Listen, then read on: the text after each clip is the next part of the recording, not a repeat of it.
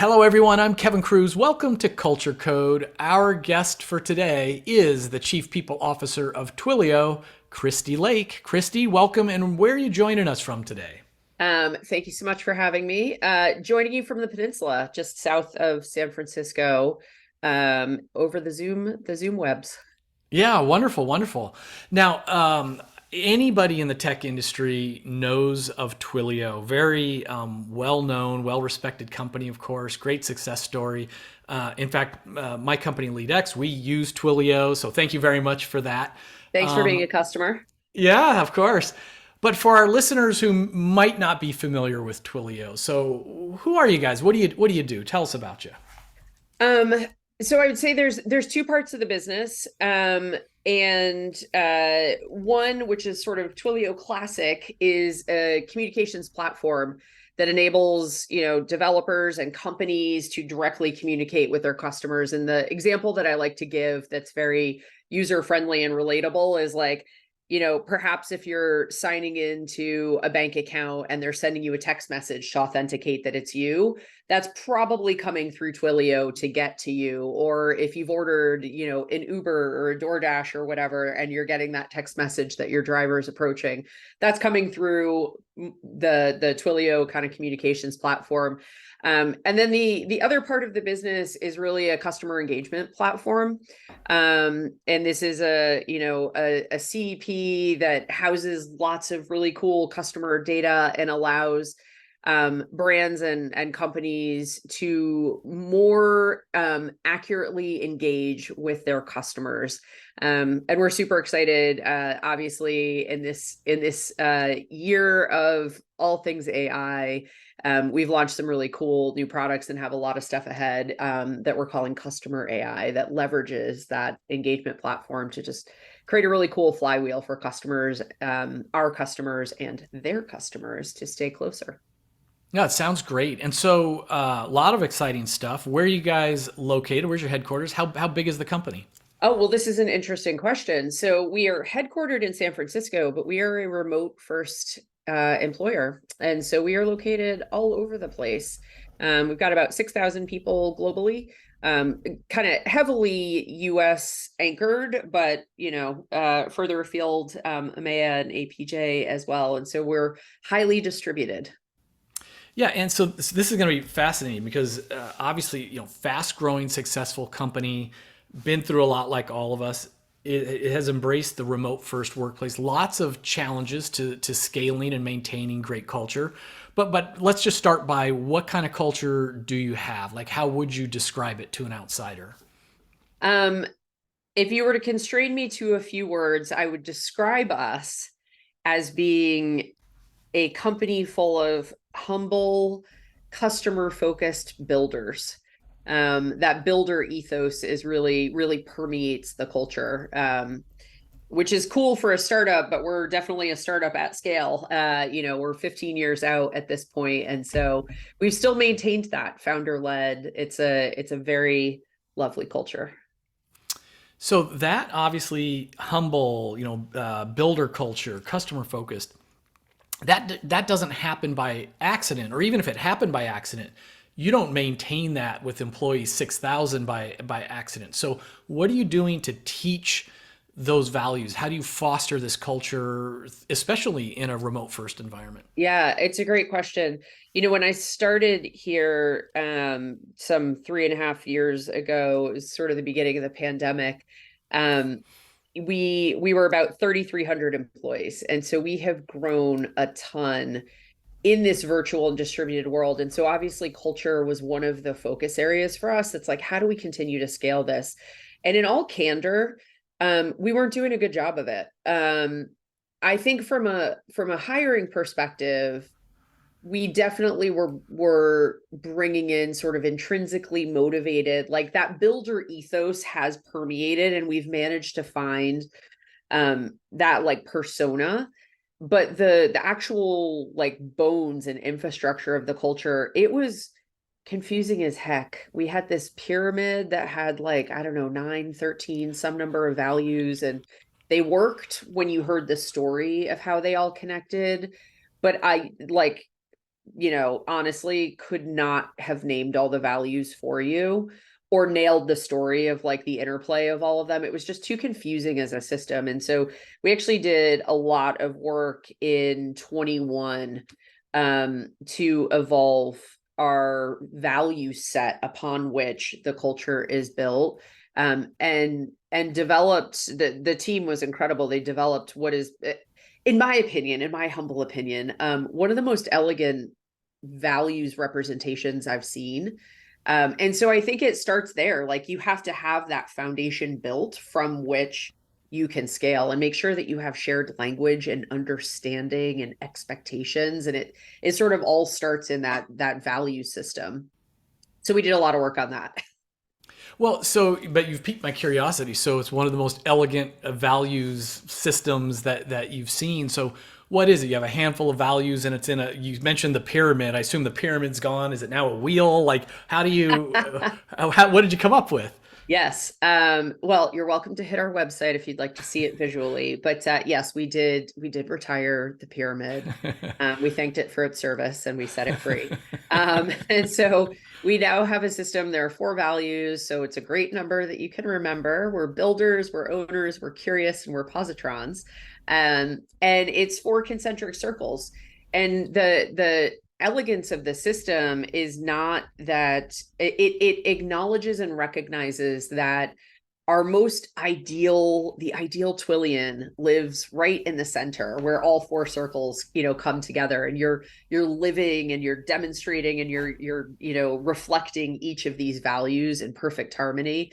But the reality is our system recognizes that in any one day, period, quarter, you might be a little light in one of those or some of those. And so it actually becomes a framework for coaching that when you think about, giving feedback or performance, conversations, and you're talking about how you showed up relative to the values, instead of it being this sort of admonishment that's like, oh, you're not living the values. It's like, hey, look, like I'm seeing you really spike in these areas, but like this one section seems to be missing or light for you. Like what's going on? Let's talk about that. And so it's cool how you can use them. And what I really liked is the very realistic recognition that in our everyday we're not always our best selves, and so it can give you a way to sort of identify like areas for opportunity, and recognition that like we're all human.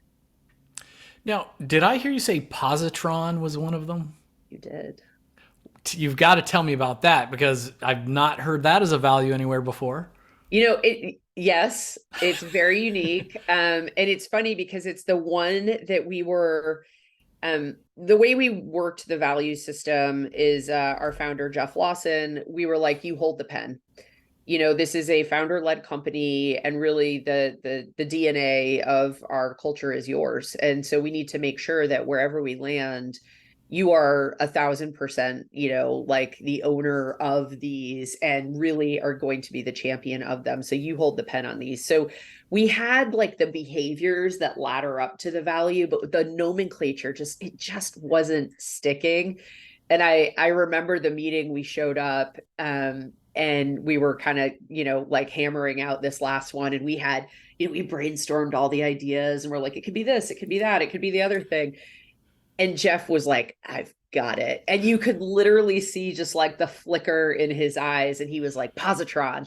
And I'm going to mess this up so you can fact check me after. But it's like the positively charged portion of like an electron or something is a positron. And in his sort of engineering mind, he's like, that's what this is. And it is the nomenclature that is so uniquely his. It does not mean that you are like, fake happy all the time. That is not the implication of this one. It's like, we're really genuine. We lean in, we help, we believe that, like people are good, and that, we're here to do good work. And, if I were to like boil it down, it's this like spirit of how can I help? And it's wild because it existed in our culture, but now that we've put a name on it, the number of times now in meetings when you're like working through like just a really funky business problem, or you're just like hitting a wall on something, you hear people regularly now saying, how can I help? Like, what do you need in this moment? And that is like, if I were to like crystallize it, that's sort of the ethos of this positron. That's like, I'm here for you. Like, how can I help? It's very That's cool. that is very cool. And Christy, I just want to add, like for our listeners, I just want to highlight a couple things. First of all, I always say that I can always hear a sign of great unique culture because usually these organizations have a unique word for their colleagues, and you revealed Twillion at about the 10 Yes. minute mark of our interview, which is very cool. And I also want to emphasize just how important the keep it simple principle is. I literally just got off another phone call before we started this interview, and someone was sharing the model that they have the 5 business drivers, the something like 4 or 5 principles, and then the 20 competencies. Values wasn't even on this list. And so I'm just thinking, like, my God, can you imagine being a manager in this organization? If you cannot remember the 20 plus 4 plus 5 things, if you can't remember it, how likely is it you're going to apply it, do it, live it, be it, right? Yeah. And so the simple, there's genius in that simplicity. And then again, like the values that are horrible are the ones that everybody has or should have, like integrity, and it becomes your Yeah. number one value on your poster, and that's the end of it. So all of a sudden, things like Positron, people will do what I just did, day one employee, or I'm a candidate, being interviewed. What the heck is this positron? Let me look into that. Let me get curious. And so it's just so unique, and that makes it sticky, right? That makes it Yeah. sticky and therefore livable. So much great stuff there. But let me shift gears, Christy, because probably the thing I'm most passionate about is leadership development as an enabler of engagement and culture. LeadX research, Gallup research, others suggest that about 70% of the variance in engagement comes from who our boss is. They're the filter of everything. So, no disrespect to Jeff, but everybody can have the great CEO, great vision, mission, values, and all that. But if I'm reporting to a bad manager or a Right. manager that's negative, the opposite of a positron, I'm not going to be too happy, in my role. So you've gone through so much growth in just a few years during a tumultuous time and now remote first environment. How are you training, developing, supporting, say, your frontline managers who are touching 80%, of the team? Yeah. I mean, great question. And it's definitely a challenge. So when I joined in 20, we had flagged budget sort of at the beginning of the year to really in earnest like do people manager development. And I completely agree with you that managers are the multipliers. Like they're making or breaking the experience. They're carrying the vast majority of the workload, and they're either moving it in the right direction or alternatively. And so it really is the cohort that we wanted to focus on. So if I'm going to be real with you, like before we even get to sort of the higher value like development, we had some building blocks that I'm sure folks that are listening to this, that are reading this, may have similar challenges. That like my first couple of weeks joining, even as like a C-level leader, like you're getting all the automated things. I must have gotten 20 some odd emails that were like, IT needs you to do this and compliance wants you to do that. And oh, by the way, like you've got to, take this training. And I was like, oh, good God, like how do I keep up with it all? So we actually started thinking of them as a cohort. There's a weekly email that goes out that's like, here's what you need to know. Here's what you need to pass down to your team. Here's what you need to do this week. And so just like really creating more experience and thinking about the workload of managers and all the like, I hate to say it, but like tasking that we put on people managers, and how can we streamline and simplify that and like, hit the easy button on the things that should be easy, and like, get rid of the kind of junk that doesn't need to be there. Beyond that, we did invest in people leaders. Gone were the days, because it was 20, where we could do the like, oh, we're going to bring, 400 people per region together to do a big thing because everybody was working from home. So we actually made a big bet and we invested in a partnership with BetterUp. And so all of our people managers got dedicated coaches so that they on their own journey could be up leveling their leadership and navigating challenges that they had with leading their team, difficult conversations, performance coaching, etc. In addition to that, we started some core manager training. And so like manager foundations, if you're earlier, in your manager journey, we have a partnership with LinkedIn Learning. And so we're providing a lot of content through that. And so over the course of like 2 years, we saw a 20-point jump in our people manager effectiveness score, like through the surveys that we do. So like their direct team members assessing their leader and saying like, is your leader effective? And so we saw a 20-point jump in that, which was pretty incredible. So let me, I love it that you're doing manager effectiveness surveys. A lot of companies will do higher level engagement and corporate things, but not so much the manager behaviors.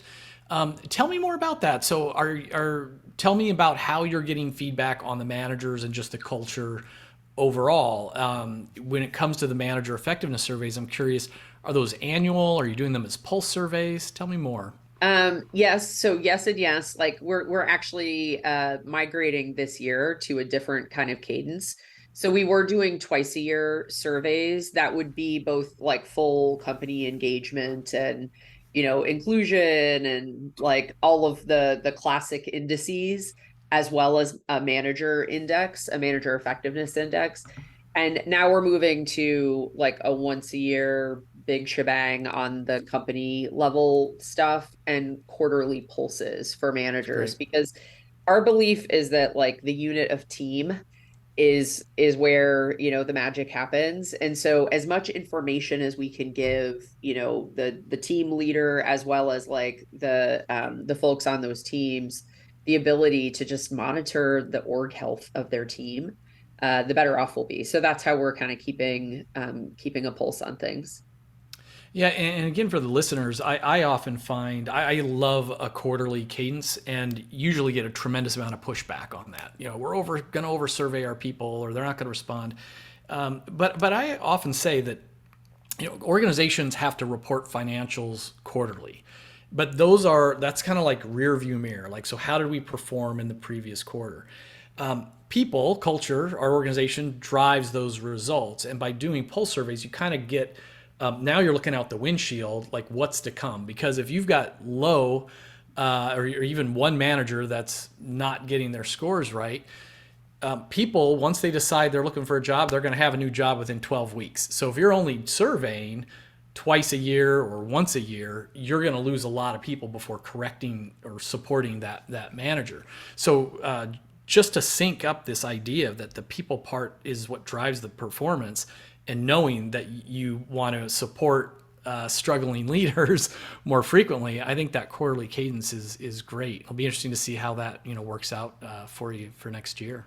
Yeah, likewise. And I mean, the reality is like there's so many dynamics that change. One new team member equals new team dynamic. And so if you're waiting a long time to figure out like how are people doing, it's just a slice in time. 3 weeks from now, there could be a totally different vibe. And so I like the idea of having a more regular cadence. It is new for us this year, so I'm looking forward to it.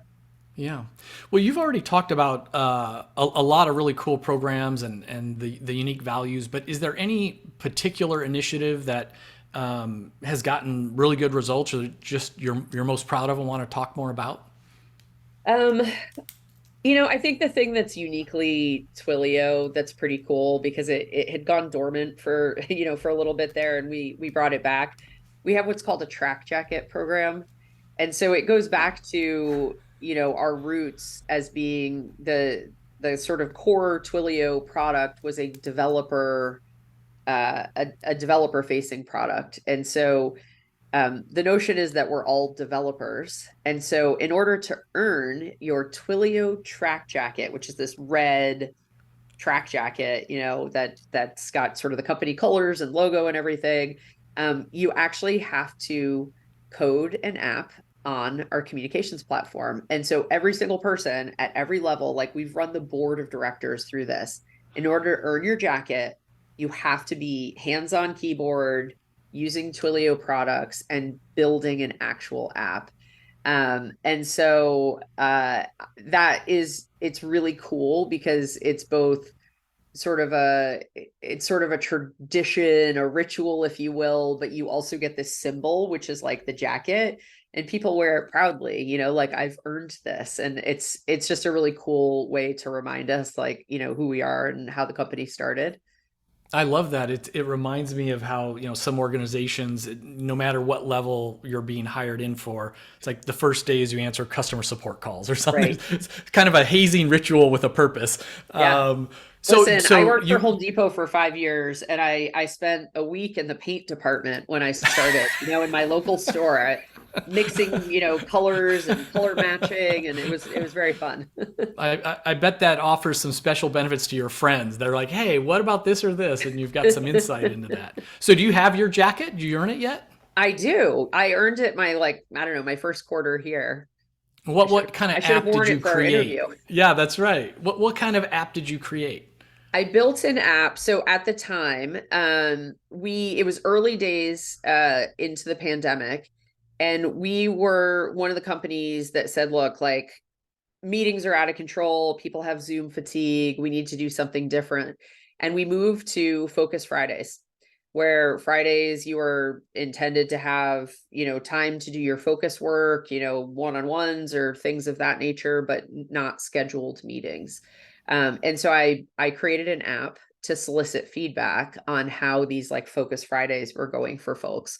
So I put it on the company-wide Slack channel with the phone number that was like, text your feedback here, and then literally got all the text to my phone so I could gather people's feedback. So it was kind of a novelty, but it was timely. And I No, got that's verified feedback, so it was great. yeah, no, that's super cool. You actually made use of it. I love that. So this is unfortunately a short format podcast. We only have a few minutes left, but I do want to Okay, hit you with a few more quick ones. let's do it. So imagine you could wave a magic wand and send any book or podcast or something like that to every Twillian, and they were guaranteed to read it, to watch it, or whatever it is, or listen to it. So what would you send everyone? Oh, I mean, this is probably going to be like dated, but I am such a big believer in growth mindset. I think it's a book that has not gotten old as new theories and practices have come around. I just think there's so much power in really harnessing, the lifelong learner mindset. As a parent, I use it with my kids regularly. So I just think there's so much power in that. So that's a book I would definitely rep for folks. That's great. Yeah, that's a powerful one. And what's something that you know now that maybe you wish you knew back when you first became a chief people officer? What would be some advice you'd send to a younger version of yourself? Um, Gosh, so I mean, I guess I would say two things. One, I've never gone into any job that did not come with its own version of tech debt. And that could be literal, like people systems that aren't, that haven't scaled with the company. But I just think of it as like organizational debt of all kinds. And so I would say two things. One, just know that you're going to have a backlog of like requests from the business of like, they want everything. They want it at full maturity. They want it at full scale, automated, streamlined, systematized. And so prioritization, ruthless, rigorous prioritization is such an important skill that unfortunately I think becomes like a little battle tested and earned. But like, my gosh, if I could go back several years and just be like, you don't have to do it all. We all come into this organizational debt. You just have to ruthlessly prioritize. And then my sneaky number two, which is actually two things, so let's call it three. And I'm not pandering to the audience here. I think investing in people management capability, like day two of the company, if you could rewind the tapes and start like with a leadership philosophy and developing people would be fantastic, and building your DEI strategy and operationalizing it. Like, again, get your funding and then start these programs day two. If you could rewind the tapes, that's what I would do. So you talk about ruthless prioritization. So what might be your priorities for the year ahead for you and your team?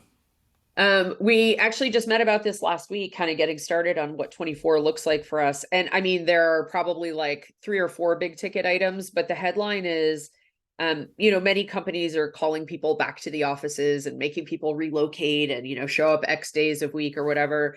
Twilio has committed to being a remote first company. And so we really want to make remote work for people. And so investments in remote, and in particular, if I were to fine tune it, I would say like supporting connection, like intentional connection strategies for folks, because the tools, the systems, the meetings, like all that works, but it's like, how do you continue to foster these like interpersonal connections that make teams go? And then the second would be, really exploring ways that we can bring AI into the people space responsibly. And so I think there's, some exciting stuff that's on the horizon there. Some of it's still hype, but we're, we want to see what we can do with that. That's great. So final question, just about Twilio, like what are you most excited about for the organization right now? I mean, I'm excited that it feels like there's some really cool new innovation ahead with customer AI. And, we're never happier than when we're building and when we're like thinking of new things that we can do to help our customers engage with their customers. And I'm also really excited about this connection strategy, and about like, can we be the one? Like, we did this headline exercise, and multiple groups came up with some version of the same headline, which was, is Twilio the company that's going to crack the code on remote work? And will other companies follow, and not follow the trend of like, like productivity rules the day, like everybody's got to turn up to the office so we can see you. So I'm excited at the opportunity for the people team to do some innovation as well. I'm excited to hear about how all of that plays out as well. Christy, you had a million things you could be doing other than giving me your time today, but I'm so grateful for it. Thanks again for all that your company is doing, and thanks for spending time sharing some of your wisdom. Pleasure. And thanks for being a customer.